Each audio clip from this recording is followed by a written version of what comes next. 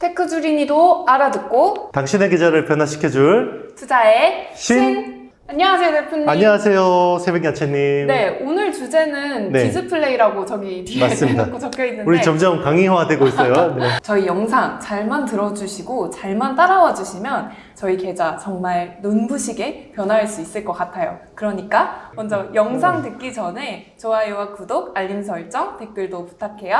오늘은 제가 디스플레이를 가져왔습니다. 디스플레이는 어떻게 보면 너무 잘 알지만 좀 식상한 이런 제품인데, 대표님 근데 저는 디스플레이가 식상하지 않아요. 저는 디스플레이가 뭔지 모릅니다. 정말 우리 디스플레이 조린이를 데려왔으니까 다 같이 이해하실 수 있을 거예요. 우리 오늘 영상만 보시면. 무지렁이에요. 일단 디스플레이가 많이 쓰이는 곳은요, 대형 이제 TV 쪽이죠. TV. 네. TV 쪽이고, 중소형 같은 경우는 스마트폰이죠. 스마트폰, 태블릿 PC, 아, 노트북 PC.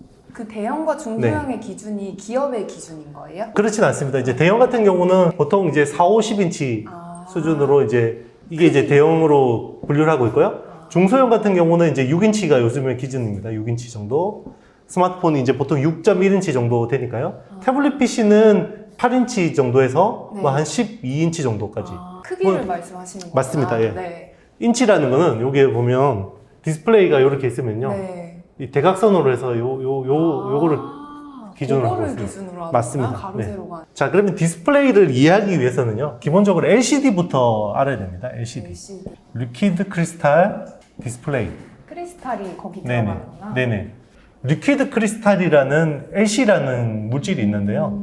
요게 이제 약간 액체와 고체 약간 중간 상태 정도라고 보시면 되겠습니다. 이제 LCD는 지금 이제 중국이 다 장악을 했죠.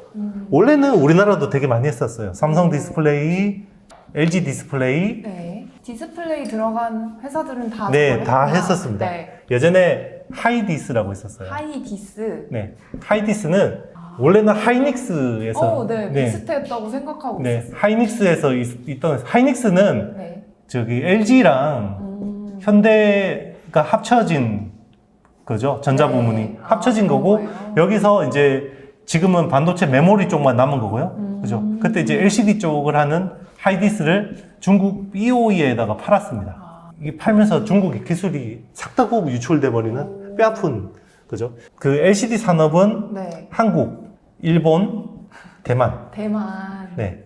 이렇게 하고 있었는데 이제 중국이 치고 들어온 거고요. 중국은 기본적으로 네. 중국 정부가 자금을 대주잖아요. 정부가 무한대로 자금을 대줬어요. 네. 그죠? 그리고 무한대로 자금을 대주고 기술을 습득하게 했죠. 뭐 하이디스 같은 거 인수했죠. 네. 그리고 내수 시장을 키워줬습니다. 예전에 가전하향이라고 기억나시나요?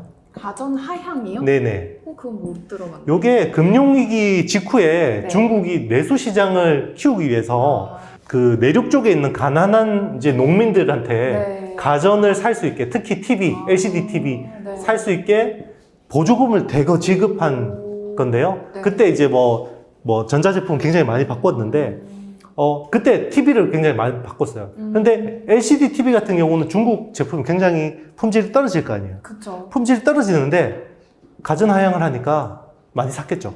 그게 그죠. 불과 몇 년 전인가요? 10년 정도 10년 전입니다. 정도. 네. 그러면서 중국 정부가 계속 자금을 대주니까 이게 원래 이 디스플레이라는 것도 장치 산업이에요. 장치 네. 산업인데 장치 산업이라는 거는 일단 대규모 투자를 해놓고 그죠. 투자를 해놓고 여기서 계속 회수를 하는 거죠. 회수라는 거는 감가상각을 통해서 그죠. 네.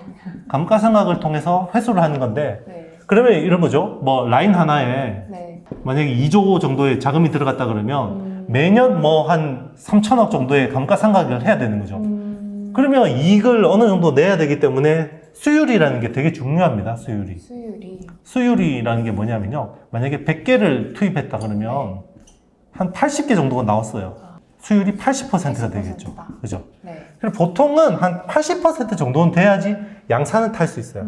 그런데 중국은 어떻게 했냐면요. 중국 정부가 2조 정도의 투자가 들어간다 그러면요. 네. 중국 정부가 한 80% 자금을 태워줘요. 그러면 중국 회사 BOE라는 회사는 네. 한 4천억 정도만 태우면 돼요. 돈을 지원해 주니까. 그렇죠. 그럼 1조 6천억을 여기서 정부에서 지원을 해주니까 그러면 어떻게 돼요?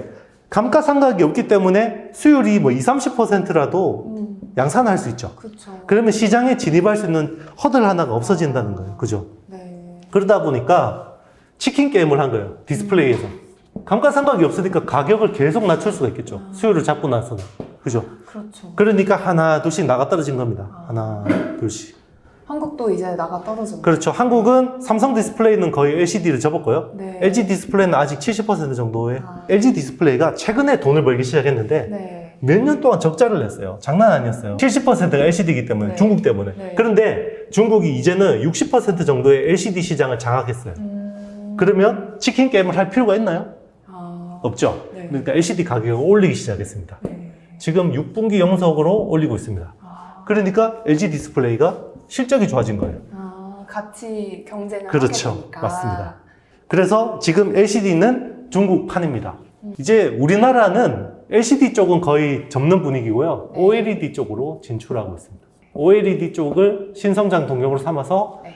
이제 도망가고 있는데 또 중국이 똑같은 방법으로 OLED 시장을 들어오려고 하고 있습니다.